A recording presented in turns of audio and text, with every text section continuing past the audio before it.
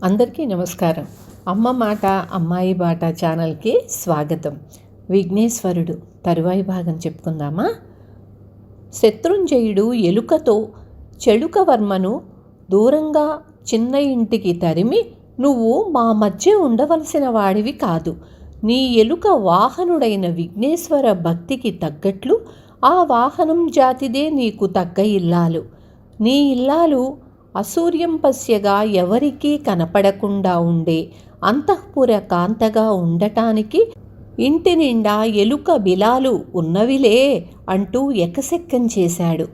చెడుకుడు తండ్రి మాటలకు ప్రశాంతంగా, తండ్రి కుమారులందరికీ పెళ్లి చేయడం అనేది చాలా గొప్ప విషయం, ఎవరికెవ్వరో అది ఏనాడో రాసిపెట్టింది అంటారు, మన చేతుల్లో ఏమీ లేదు, అంతా ఆ విఘ్నేశ్వరుని ఇచ్చ కదా అన్నాడు. చెడుకుడు ఉత్తమ గ్రంథాలను చదువుతున్నప్పుడు చులక పక్కనే చేరి వింటూ ఉండేది. చెడుకుడు విఘ్నేశ్వరుణ్ణి అర్చిస్తున్నప్పుడు నోటితో పువ్వులు అందించేది. చెడుకుడు తిన్న తరువాత పెడితేనే తినేది.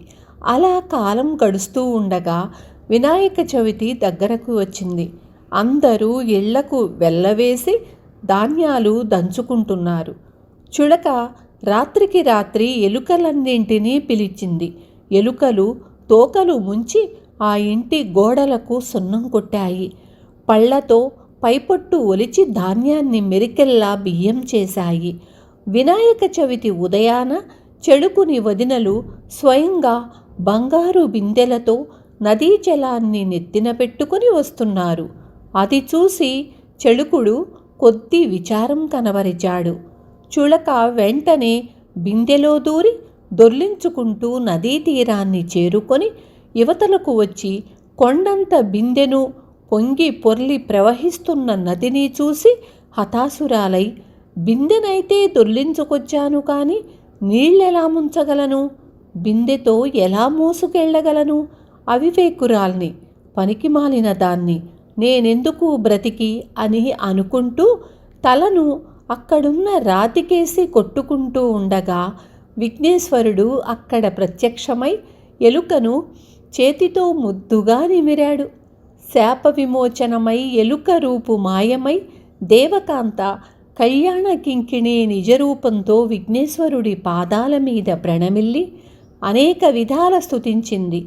విఘ్నేశ్వరుడు కళ్యాణ కింకిణిని ఆశీర్వదించి అంతర్ధానమయ్యాడు.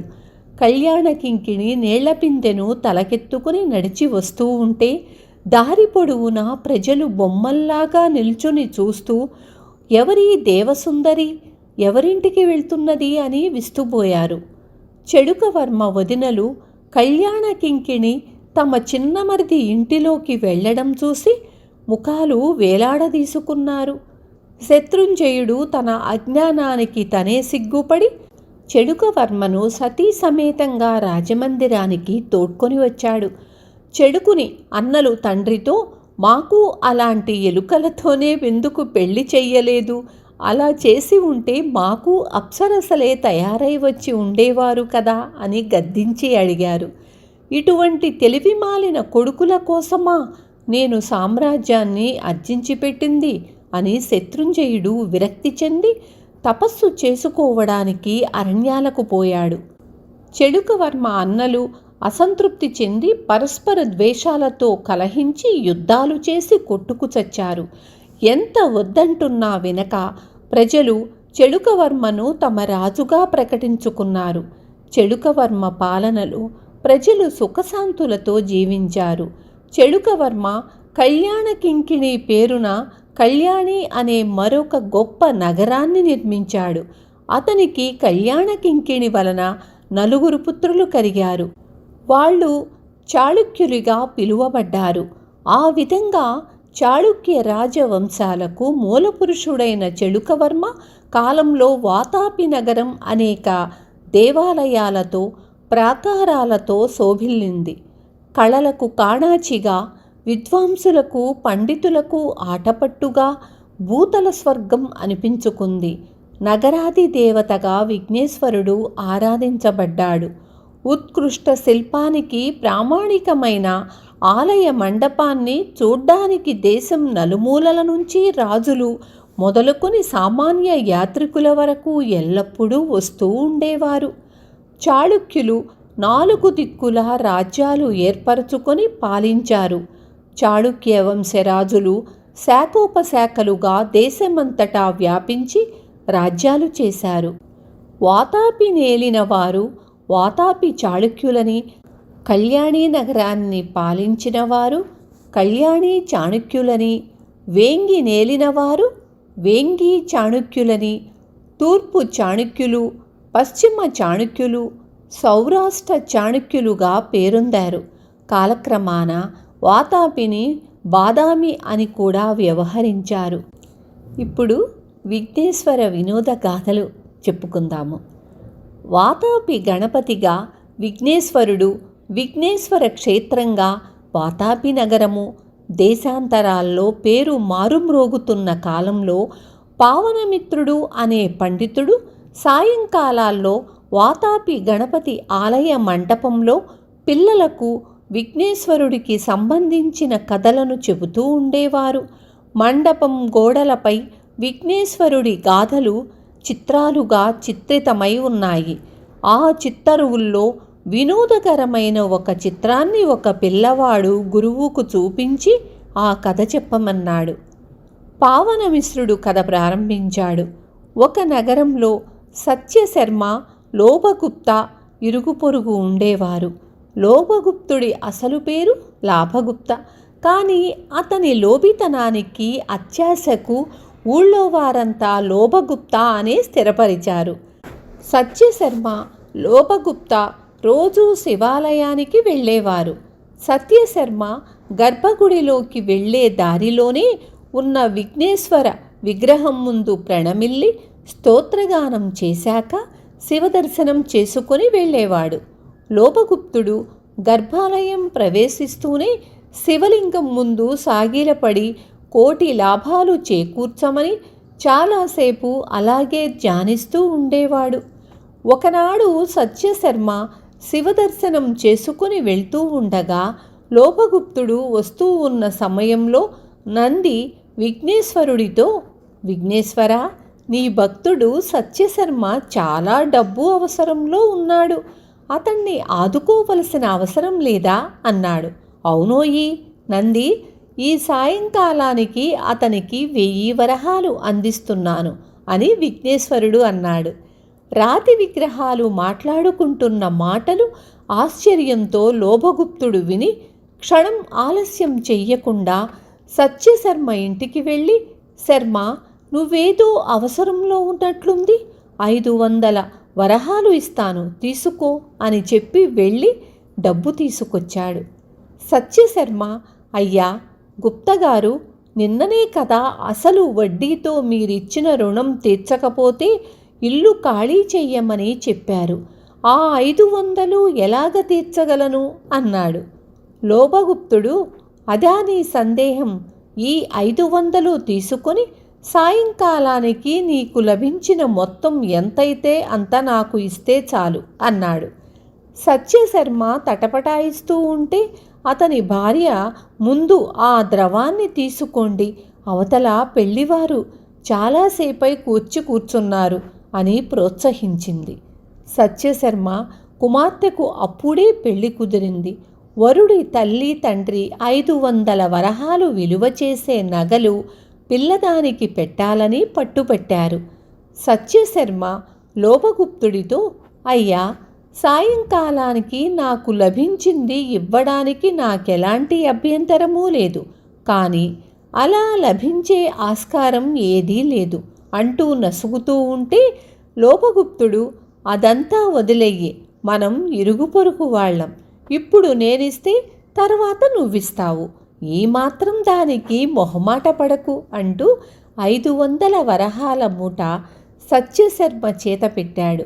సత్యశర్మ సత్యసంధుడని లోభగుప్తుడికి బాగా తెలుసు. సాయంత్రం అవుతున్నది, కానీ సత్యశర్మకు ఏ వరహాలు అందిన సూచన కనిపించలేదు.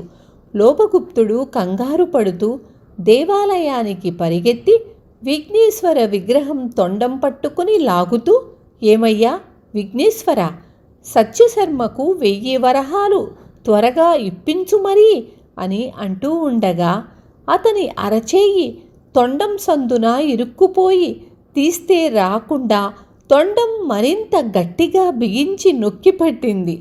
నొప్పితో లోభగుప్తుడు కరకరలాడిపోతుంటే సత్యశర్మకు 1000 వరహాలు ఎంత త్వరగా నువ్వు ఇప్పిస్తే అంత త్వరగా నీకు విడుదల అని విగ్రహం నుండి వినిపించింది. లోభగుప్తుడు రెండో చేత్తో నెత్తి నోరు బాదుకుంటూ, అన్యాయం దేవుడా అన్యాయం, 500 ముందే ఇస్తిని కదా అని పెడబొబ్బలు పెట్టాడు.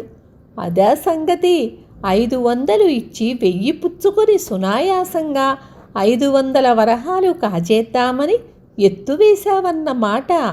ఆశాపాతకుడా, నీ దురాశకు ప్రాయశ్చిత్తంగా సత్యశర్మకు మిగతా 500 ఇవ్వడమే కాకుండా అతడికిచ్చిన రుణాన్ని చెల్లుపెట్టి అతని కుమార్తె వివాహం నీ స్వంత ఇంటి పెళ్లిలాగా జరిపించు అని విఘ్నేశ్వర విగ్రహం నుండి గంభీర గర్జన వినిపించింది. లోభగుప్తుడు క్షణాల మీద తన వారిని పిలిపించి సత్యశర్మకు మిగతా 500 వరహాలు ఇప్పించి అతని రుణానికి చెల్లు పెట్టించి అతని కూతురు పెళ్లి ఖర్చంతా పెట్టుకుంటానని ప్రమాణం చేశాకనే అతని చెయ్యి బయటికి వచ్చింది. లోబికి మంచి శాస్తి జరిగిందని ఊరంతా చెప్పుకున్నారు. లోభగుప్తుడు సత్యశర్మ కుమార్తె వివాహాన్ని స్వంత కూతురు వివాహంలాగా వైభవంగా జరిపించాడు.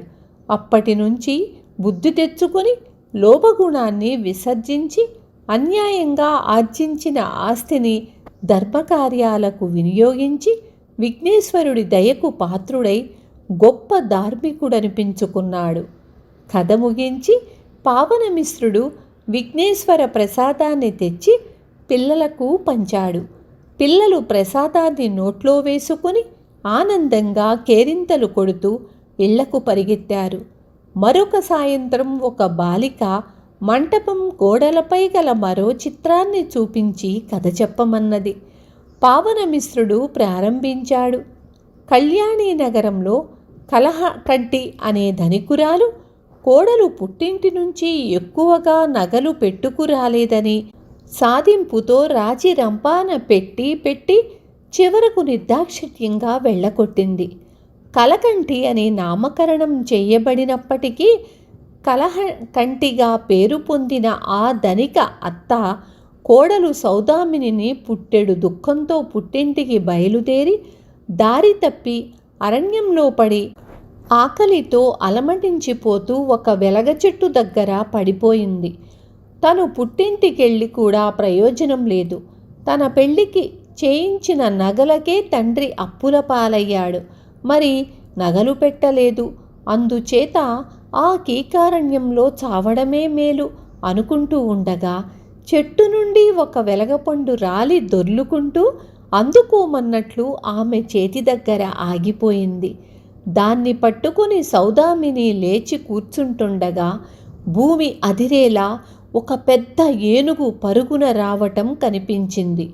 సౌదామిని చిన్నతనం నుంచి విఘ్నేశ్వరుడిపై గొప్ప భక్తి విశ్వాసం కలది.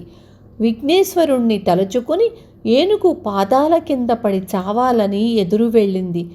ఏనుగు టక్కున ఆగిపోయింది. ఏనుగు సౌదామిని చేతిలో ఉన్న వెలగపండును తొండంతో తీసుకొని నోట వేసుకొని దీవిస్తున్నట్లుగా తొండంతో సౌదామిని తలనిమిరి చేయి పట్టుకొని తిన్నగా ఒక పెద్ద గుహ దగ్గరకు తీసుకువెళ్ళింది. విన్నారు కదా?